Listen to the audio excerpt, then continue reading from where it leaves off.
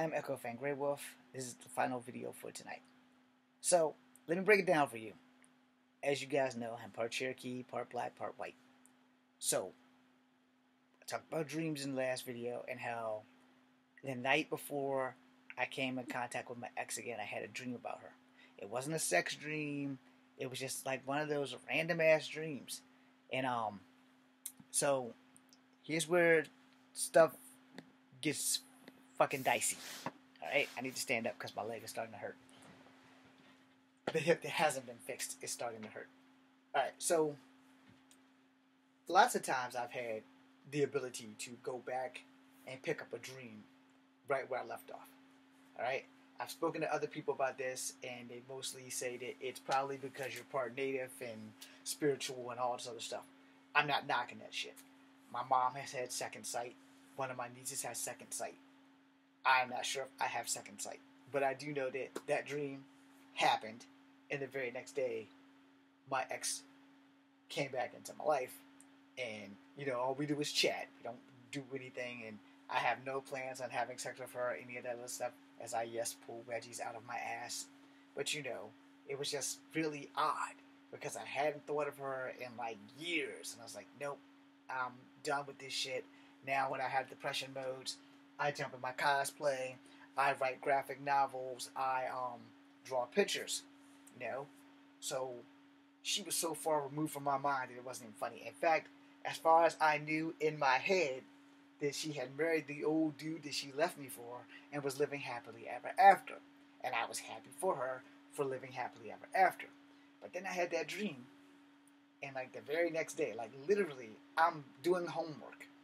Not thinking about her, not expecting it, not talking her up. She was so far removed from my mind. I was like, I have old pictures of her.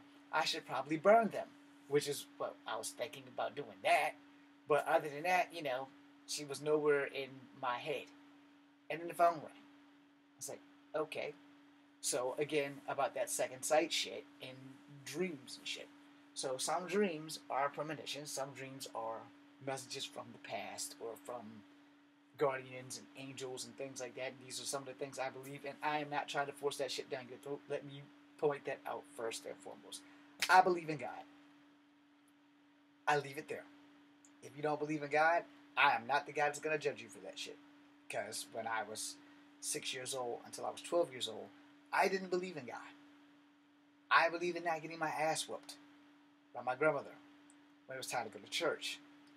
I didn't believe in God because of the simple fact that my uncles made me street fight, and God was never there to stop this shit.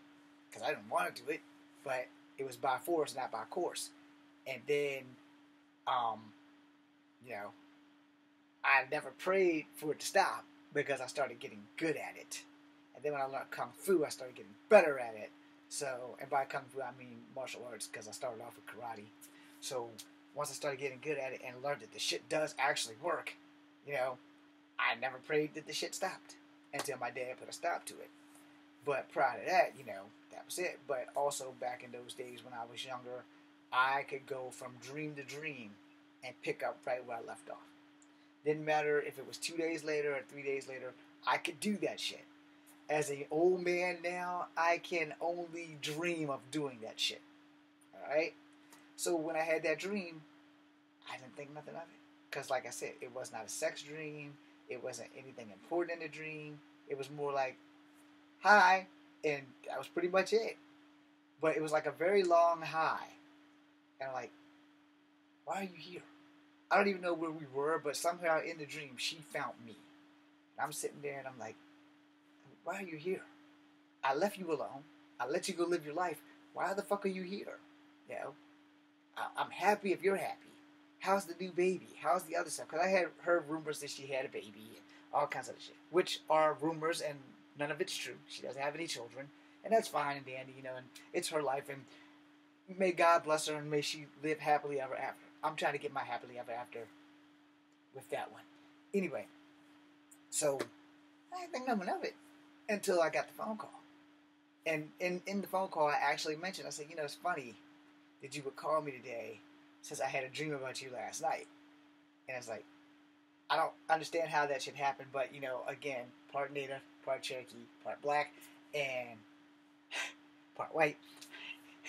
So there have been dream walker legends in most tribes, and there have been dream stalkers and dream hunters. And in my Love 13 graphic novel, I touch on that with a twist. But that's not getting published right now. American Kunoichi is getting published, so I'm still waiting on Page Publishing. Again, irrelevant. But for like dreams, I've spoken to other people, and they were like, natives have certain abilities. And dreams, I said, yeah, maybe they're full-blooded natives. I'm not full-blood. And he's like, I don't know if that matters. He's like, but it might not, and it might. And I was like, you know what? Me and my great-grandmother never talked about dreams. She talked about tomahawks and her and her brother John going through the wilderness in moccasins. That's pretty much it. She's given me more stories, as a child. I guess they were bedtime stories. I didn't really pay that much attention because I was 6. She died when I was between 12 and 11. So, it is what it is. But for the dream thing, dreams have messages. And you have to be able to read them and understand them. And a lot of people, they don't go with their instincts, which is another reason why, like, I give you the story of the Witch Rider and how it plagued me from the age of 7 to the age of 15.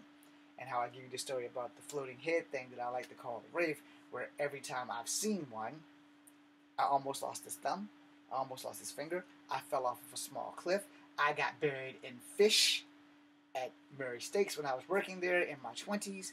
So I take these things very seriously, because when you ignore certain symbols or signs from the heavens or the veil or whatever your spiritual belief is, you may get hurt.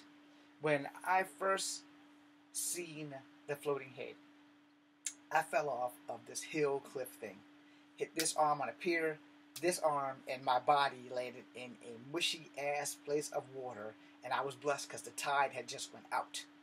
I was down there for about 5 minutes unconscious, and then I woke up with a big rock attached to my head inside the sand, and there was a big cut. My watch was the only thing that came out of it unscathed. There was a big cut on my arm. I got up. All my front side is covered in mud except for the right side of my face, because this is the part that did not hit the mud. My head hit the rock and the mud, and there was an imprint in the ground. So that was the night that Lloyd and I kept seeing the goddamn floating head come from my room to the bathroom and back. And that was the night we also read all those goddamn vampire books. Well, vampires don't have floating heads. That was also the night that we guarded the shit out of my dad's house. Like, every room in the house, we guarded the doorways and the windows. We guarded every room. Maybe the only room we did touch was his room. But we did guard his outside doors. Because he had 3 doors. The one door was by my bed. We guarded the fuck out of that one. The other door was in the middle of the hallway. And the other door was in his living room. So we guarded every door. And we didn't guard his windows because he was in the room. But prior to that, we guarded the whole fucking house because we were scared of vampires. Now, that being said, second time I seen the damn thing, I was working at Kegler's, almost cut off the thumb. I seen that some bitch weeks on end before the accident actually happened. I just wasn't paying attention to it because I didn't believe it. It's like, I'm not seeing that, I'm not seeing that. But the shit just kept going. It was like it was getting bigger and bigger every time. And it wasn't getting like huge like the floating head like the dude in the X-Men comics, Mordok, and I meant to say Avengers. But he wasn't getting that big, but he was getting big enough that I could notice it. And he never had a body. And then when it happened again at Murray Steaks, happened twice at Murray Steaks, because the first time it happened, I almost got buried by fish. Second time it happened, I almost cut off my middle finger. So, when I see things like this, I am very, very alert that something is going to happen to me. I don't think this thing's trying to hurt me, I just think it's trying to warn me. So again, your dreams can have messages, and you need to be aware of that shit. So when people start talking about spiritual shit, and just like 2 weeks ago, 2 or 3 weeks ago, there was a lady on TikTok who has a monkey that is stuffed, that is possessed, that moves around in her house. She recently crucified it to the wall.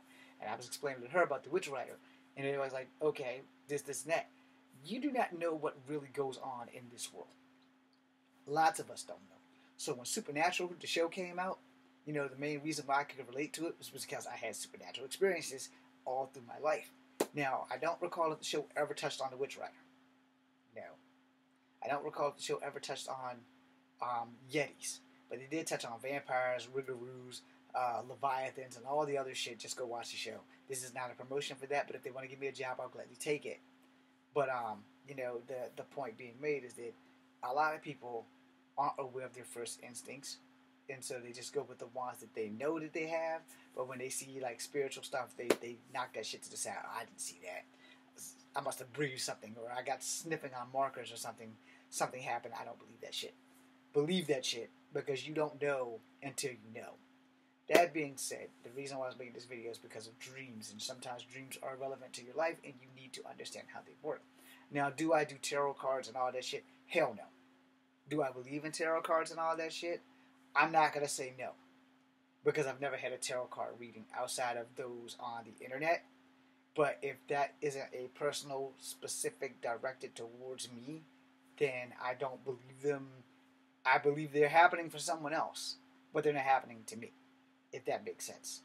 In other words, if I am not right in front of the person reading the tarot cards, then I am not going to say that they work. But I'm also not going to say they don't work because of life experiences with the floating head thing, the witch rider, and all kinds of other things that is supernatural that I have experienced. Not that I want to be committed to the loony bin for this shit. So I rarely share that shit. And like I said, I can't make you believe anything that comes out of my mouth. But like I said, from day one in this damn channel, I give you 99.9. You can take it or leave it. And that's the bottom line. I want to thank you guys for watching. I'm Echo Frank Grey Wolf. It is almost 1 o'clock. And I'm going to drink this Gatorade, eat that Twix, and go to hell to sleep. Thank you for watching. If I can find a cursor to end this thing.